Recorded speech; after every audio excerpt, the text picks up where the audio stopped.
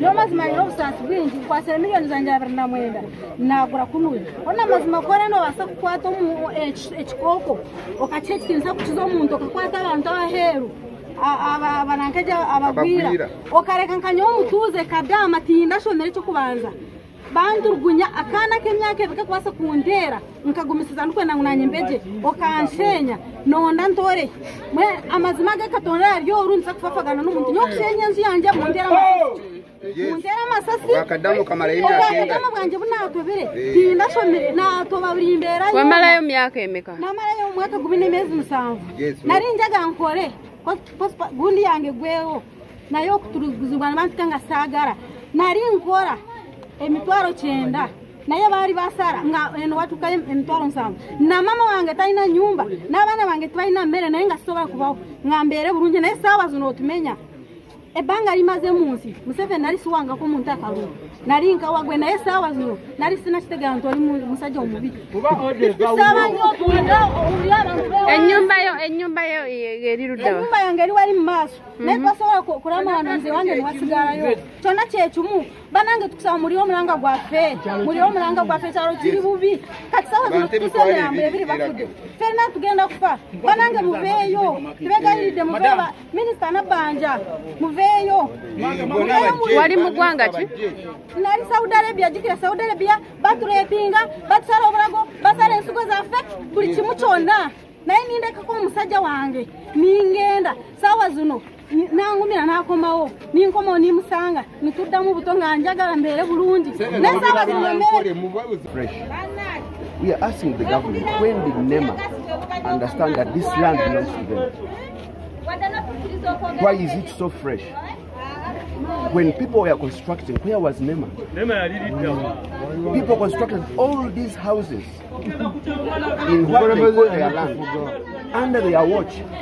Now, after tens of years, they now claim to say the land was there. Where were they? And if you are a leader, any democratic leader who is concerned about his people, you can't just come and destroy people's houses without considering their livelihood. People have children in school.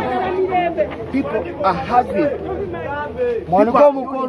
places to have some accommodation. Now you just you don't plan for them, you don't compensate them.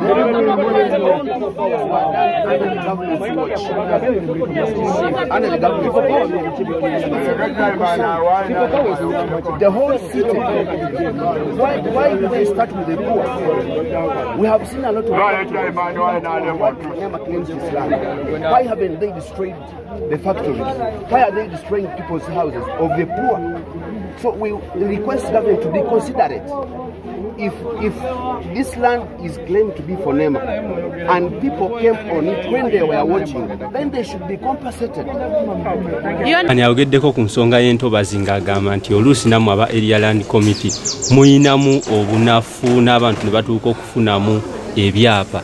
Ekintu kino mugaa kikola kitya okulanga tetuddamu kulaba maziga g'abantu nga bwe musoose okubuuza ekibuuzo kibadde kigamba nti abantu bano mivuyo ki emivuyo gibadde giva mu butamanya abantu badde tebasomesebwanga kumanya nti ebitundu bonga aba Area Land Committee balinamu ebitundu bye batalina gaba weewaawo abamu tebakoze bulungi naye ekitera okuleeta ekyo muntu kutuula ku mmeeza wuwe waka naye oli najje namugamba nsaba ettaka nti emitala wali akati yono n'atatuukayo kumba oli wasabye asabye mu lutobazi era nibwisanga nga kikuyoleddeyo gwenga owa Area Land Committee naye nga omuntu okukola akavuyo ako mu nnaku zino n'emisomo gye tugenda tufuna ddala akikola akigenderedde.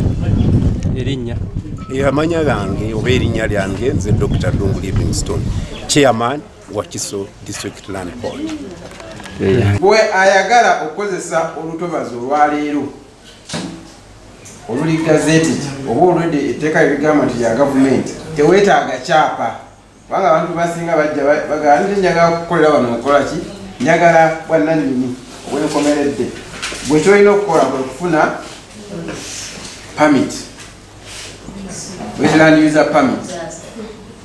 Ofuna permit wabula si kyapa. Omukulu ono kyabanyonyodde nti omuntu ayina first priority okufuna wetland user permit yoyo aliranye eki asemberayo ddala ku lutobazi lukola ki we lutandikira. Era kiri kyakugambye nti olina okulaga obwannanyini bwe baagala bwebwe ettaka eryo erisemberete ki lutobazi, so si wali lutobazi.